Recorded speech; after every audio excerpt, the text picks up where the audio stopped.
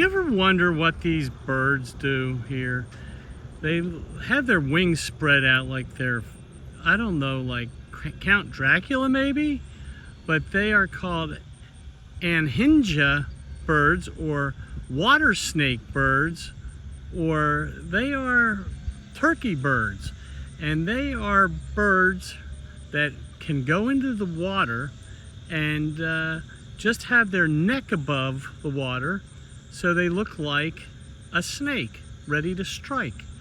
But anyhow, I just always find it odd to see these birds just standing with their wings like they're getting ready to flap away.